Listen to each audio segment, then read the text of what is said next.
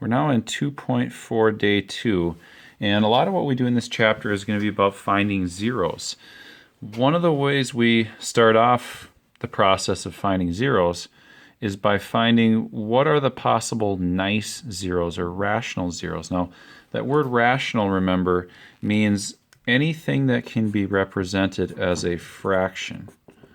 So when you see rational, we're talking fractional zeros. So these are all the nice ones, and there's a theorem that tells us these are some values that we can use to check, first of all, which nice ones we're going to narrow it down to. So we have this theorem, and it's, pretty technical stuff going on here.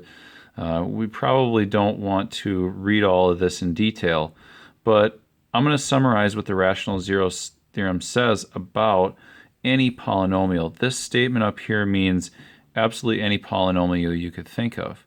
They're going to be referring to the constant coefficient, which is the last term of the polynomial in standard form. They're also going to be talking about the leading coefficient of this one, which is the first coefficient on the leading term in the polynomial. So we're going to be looking at that as we figure out what this rational zeros theorem is all about. So to summarize, what this all means here is we're going to use this theorem to make a list of all the possible rational zeros. Again, these are the fractional zeros or the nice zeros. They are going to be in the form plus or minus p divided by q. Now, p is a factor of the constant coefficient. So p is saying this is the last term, that's this one right here. Q is a factor of the leading coefficient, and we're going to list out every possibility for each of these polynomials. Now, it'll make a lot more sense once you see the example, and so we'll do that right in here next. I have that same list written right there, so this list is just the exact same thing I had on the other page. But we're going to list all the possible rational zeros of this function. So we got 2x cubed minus x squared minus 9 plus 9. And we have to look at the different pieces here because what we see is that 9, that is the constant coefficient. So this is the last term, this is the end term. That's going to be referred to as, well, that's where we're going to find p's in this equation, if we're talking plus or minus p over q. The 2 is the leading coefficient, and that's q in this case. So we've got p and q.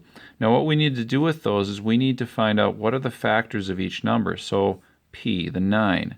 The factors of 9 are 1, 3, and 9. That takes care of those. Factors of 2, that's pretty simple. It's just 1 and 2. What we're going to do now to develop this list is we're just going to make we're going to use a very systematic way of just listing all these numbers out so that we hit every single one. We're going to do p over q. Now I like to just start with the first one and basically distribute. So here are the possible rational zeros. Every one of them is going to have a plus or minus. And so we're going to start with 1 over 1.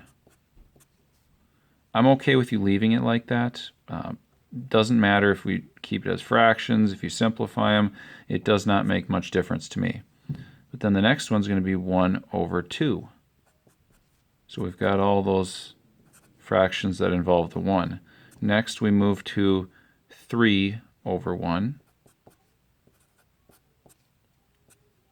And then 3 over 2. All of them with pluses and minuses. And then 9 over 1. And finally 9 over 2. Again, I'm not concerned with the simplifying here as long as you've got everything on your list. This just lists out all the possible nice zeros that we could have. It doesn't mean that these are all solutions and that they're all zeros to this function. It's just what ones are eligible at this point. We'll use this process as kind of a first step for finding all the zeros of a function when we're doing the big 6-step process, which you will see in the next example.